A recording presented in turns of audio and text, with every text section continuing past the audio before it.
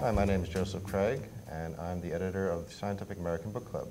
And I'm here speaking with Eugenie Scott, the Executive Director of the National Center for Science Education. So, Dr. Scott, could you tell us how you became interested in evolution?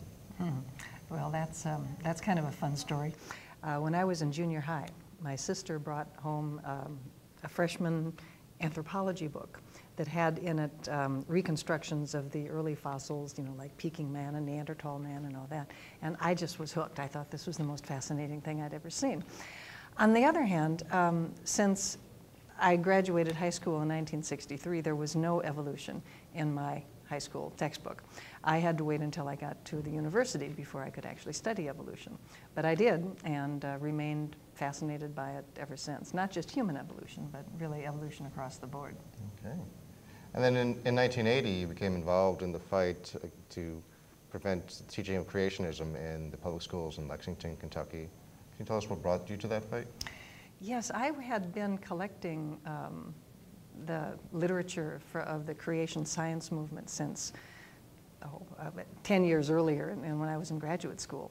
And when I was teaching anthropology as a professor at the University of Kentucky in 1980, the Citizens for Balanced Teaching of Origins, as they called themselves, came to the Lexington Board of Education, the public school board, and suggested that this great new science of creation science be taught. And of course, those of us in the science faculty up on campus, you know, just reacted with horror. So did the teachers in the community. They didn't want to teach this nonsense as science. And interestingly enough, so did the mainstream clergy in town. They also did not want to have what essentially was a biblical literalist theology presented as science Monday through Friday, and then have to straighten the kids out on the weekend because that wasn't their theology.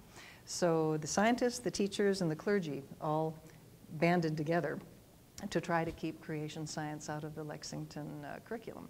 And we won. And it's basically that same formula, so to speak, of organizing people at the grassroots who represent different constituencies to try to keep good science in the classroom and religious views, you know, masquerading as science really out of them, that we still use at the National Center for Science Education today. Could you tell us about your role in the famous Dover case? Yes, that was a very interesting case.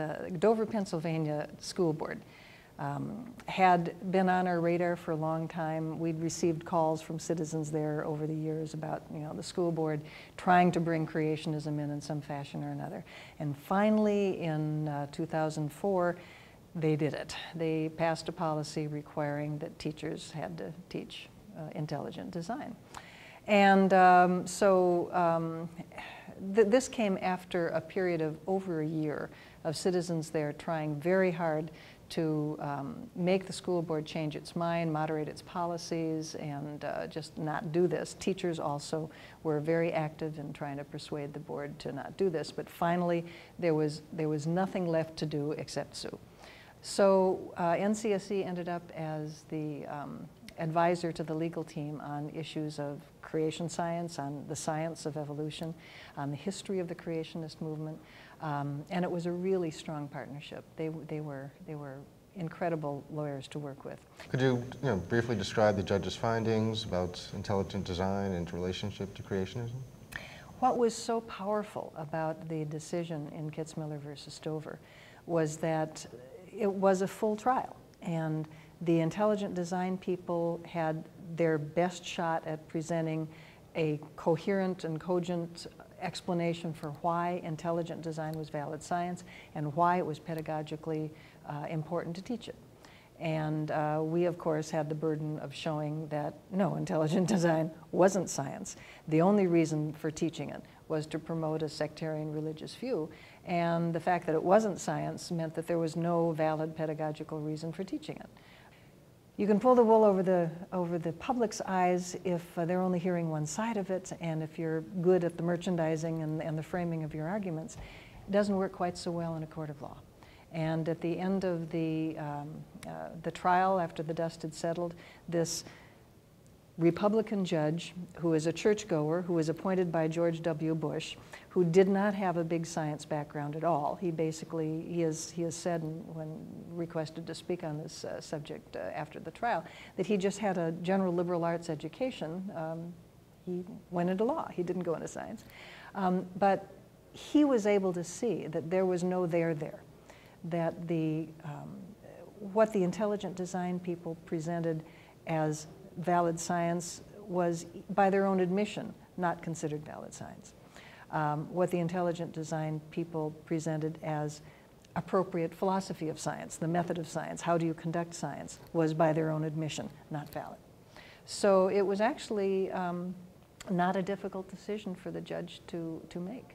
And I would encourage anybody who is interested in either the nature of science, how do scientists come up with their conclusions, or with this particular controversy about creationism and evolution, to read the judge's decision.